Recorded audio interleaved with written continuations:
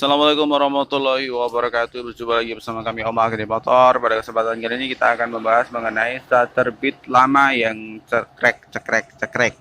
Oke ya. Padahal kondisi aki bagus, kondisi brostel bagus, kondisi apa lagi ya? Kabel CDI juga sudah di jumper, sudah dirubah. Oke, tapi tetap cekrek. Oke, penyebabnya apa? Simak videonya sampai habis. Terima kasih sudah klik video ini, sudah bergabung bersama kami. Jangan lupa subscribe dan juga nyalakan lonceng notifikasinya, dan jangan lupa juga sholat bagi yang belum sholat. Oke, kita kali ini punya kasus Honda Beat lama yang sering sekali terjadi starternya itu cekrek ya. Seperti aki nggak kuat atau seperti apa namanya, brostol yang ini arang starternya itu sudah nggak bagus gitu. Jadi tenaga putaran motor starternya itu nggak kuat, nah kayak gitu. Tapi padahal yang sering terjadi adalah CDI-nya yang sudah error, jadi kita perlu jumper kabel CDI. Tapi ketika sudah kita jumper, sudah kita apa namanya, potong-potong kabelnya sesuai dengan tutorialnya dari YouTube, ya kan? Tapi tetap masih kayak gitu. Nah, itu penyebab terakhir yang bisa kita selidiki. Yang pertama adalah gigi pinion yang ini. Oke, gigi pinion ini normalnya dia ketika kita putar seperti ini ya bisa kembali. Oke. Nah, ketika kita mendapatkan masalah ternyata ini yang nggak bisa balik. Nah, ketika kita ginikan dia nggak mau balik seperti ini, itu berarti ininya rusak.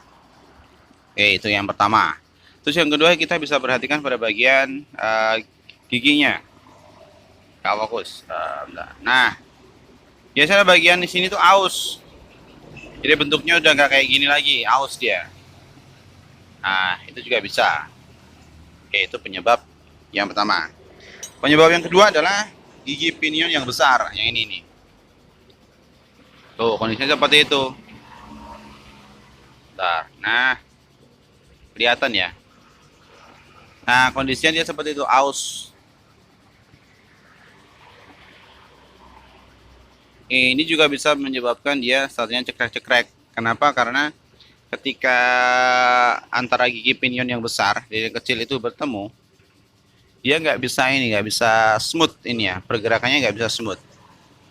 Nah, oleh karena itu kita perlu mengganti atau memperbaiki. Tapi saya sarankan sih kalau sudah kayak gini kita ganti saja. Selain itu, kita juga perlu cek ADS-nya. ADS-nya tonjolannya ternyata bikinan sendiri. Nah, ini efeknya apa? Efeknya dia jadi ini. Terus pakai per ini. Pernya juga pakai bikinan sendiri. Nggak standar. Efeknya apa? Efeknya dia jadi masuk ke sana, masuk ke dalam.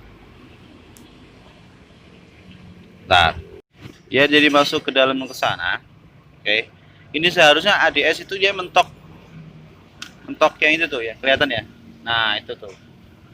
Nah, jadi ada bibirnya gitu, ada bibirnya. Nah, ini enggak, ini dibikin kayak gitu. Mana tadi hilang? Nah, bikin kayak gini.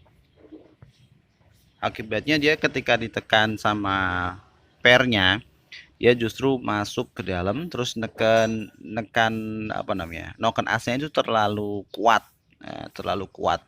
Akibatnya ADS-nya justru nggak berfungsi.